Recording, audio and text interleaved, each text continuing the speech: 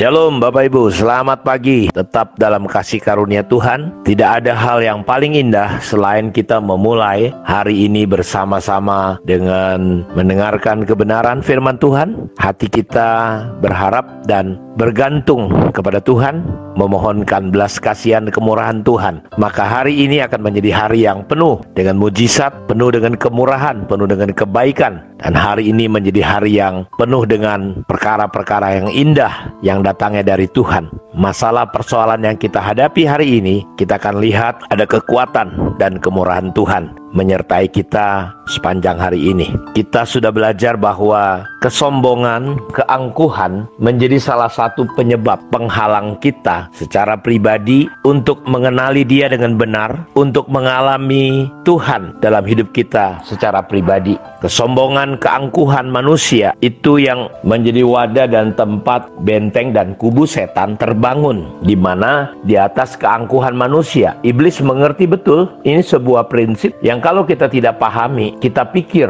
kita sudah tahu Tuhan, tapi ternyata kita terhalang. Seperti banyak kejadian di Alkitab, mereka sepertinya mengenal Tuhan, berbicara tentang Tuhan, tetapi ada yang menahan, ada yang membuat mereka tidak mengenali Tuhan. Karenanya Paulus berkata dalam 2 Korintus 5 ini, kami mematahkan setiap siasat orang dan merubuhkan setiap kubu yang dibangun oleh keangkuhan manusia untuk menentang pengenalan akan Allah. Kami menawan segala pikiran dan menaklukkannya kepada Kristus. Dan kita sudah melihat Bapak Ibu bahwa kerendahan hati, orang yang tinggi hati akan direndahkan, orang yang merendahkan hatinya akan ditinggikan oleh Tuhan. Makanya nggak salah kalau Soleman berkata bahwa kerendahan hati itu mendahului kehormatan, mendahului kemuliaan, berkat Tuhan datang atas hidup kita. Sebaliknya kecongkakan mendahului kehancuran, tinggi hati mendahului kejatuhan. Jadi kalau kita membiarkan kesombongan membuat kita sulit mengenal Allah, dan itu hanya tinggal menunggu waktu kapan kita hancur dan jatuh. Karena itu saya ingin ajak kita lebih meneliti lagi Bapak Ibu tentang apa yang Daniel katakan kepada Raja Nebukadnezar. Dan dalam Amsal 16 ayat 5 dikatakan bahwa tinggi hati, setiap orang yang tinggi hati adalah kekejian bagi Tuhan. Dia menggunakan kata kekejian, kejahatan. Dan orang-orang seperti ini tidak akan pernah luput dari yang namanya hukuman, kekejian, sesuatu yang sangat menyakiti hati Tuhan. Karenanya ketika Nebukadnezar sampai pada puncak kehidupan suksesnya, dia sudah diingatkan lewat mimpi bagaimana dia akan direndahkan. Betul sekali, orang yang meninggikan diri akan direndahkan. Ketika dalam ayat 29 di pasal yang keempat ini dikatakan, sebab setelah lewat 12 bulan ketika ia sedang berjalan-jalan di atas istana raja di Babel. Jadi setelah 1 tahun dari apa yang Daniel katakan, pas 1 tahun genap 12 bulan, ketika dia sedang jalan, dia melihat keindahan, bagaimana istananya, kerajaannya. Memang kalau kita memandang dari atas, segala sesuatu itu menjadi begitu menakjubkan dan luar biasa. Dan ini yang Nebukadnezar katakan, berkatalah raja, bukankah itu Babel yang besar, yang dengan kekuatan kuasaku untuk kemuliaan kebesaranku telah kubangun menjadi kota kerajaan. Kita lihat kata aku. Jadi orang sombong selalu berpusatnya itu kepada aku, kepada dirinya. Orang yang rendah hati selalu melihat dan berpusat dari Tuhan. Jadi apa yang menggerakkan dia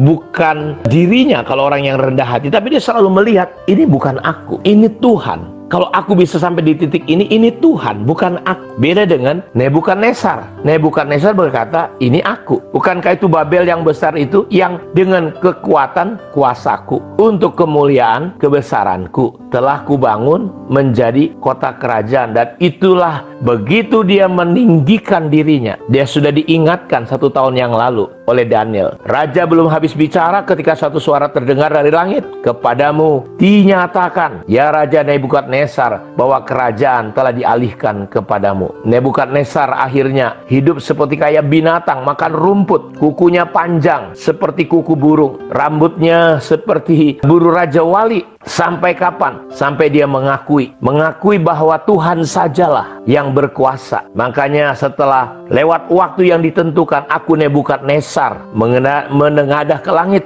dan akal budiku kembali lagi kepadaku. Lalu aku memuji yang maha tinggi dan membesarkan dan memuliakan yang hidup yang kekal, karena kekuasaannya lah. Ketika dia mengakui, jadi orang yang rendah hati bedanya dengan orang yang sombong. Orang yang sombong tidak mengakui kekuasaan, kedaulatan Tuhan. Ingat, segala kemuliaan, kebesaran itu adalah milik Tuhan. Dan ketika Nebukadnezar mengakui, jadi orang sombong tidak mengakui, dan dia butuh 7 tahun Bapak Ibu mengalami direndahkan. Jadi sekarang ayat 37, aku Nebukadnezar memuji, meninggikan dan memuliakan Raja Surga, yang segala perbuatannya adalah benar, jalan-jalannya adalah adil, dan sanggup merendahkan mereka yang berlaku congkak. Kita lihat, orang yang rendah hati adalah orang yang mengakui kedaulatan, kekuasaan, kebesaran, kemuliaan. Tetapi orang yang sombong, dia mengakui bahwa dialah yang besar, dialah yang hebat, dialah yang jago, dialah yang pintar. Makanya nasihat di dalam ayat 27-nya, Daniel memberi nasihat, jadi ya Raja, biarlah nasihatku berkenan pada hati tuanku. Karena Daniel tahu ini raja yang dihadapin. Lepaskanlah diri tuanku daripada dosa kesombongan, maksudnya dengan melakukan apa? Keadilan. Jadi orang yang rendah hati itu, Bapak Ibu, dia bertindak adil. Dan ini nasihatnya Daniel, dengan melakukan keadilan dan daripada kesalahan, dengan menunjukkan belas kasihan terhadap orang yang tertindas. Dengan demikian kebahagiaan tuanku akan dilanjut. Jadi menghindari diri kita dari kesombongan. Mari layanilah Tuhan, beri diri kita melakukan kebenaran, keadilan. Makanya dalam Pengkhotbah 7 ayat 8, akhir suatu hal lebih baik daripada awalnya, panjang sabar lebih baik daripada tinggi hati. Jadi saya mau katakan, kita tidak bisa atur waktu.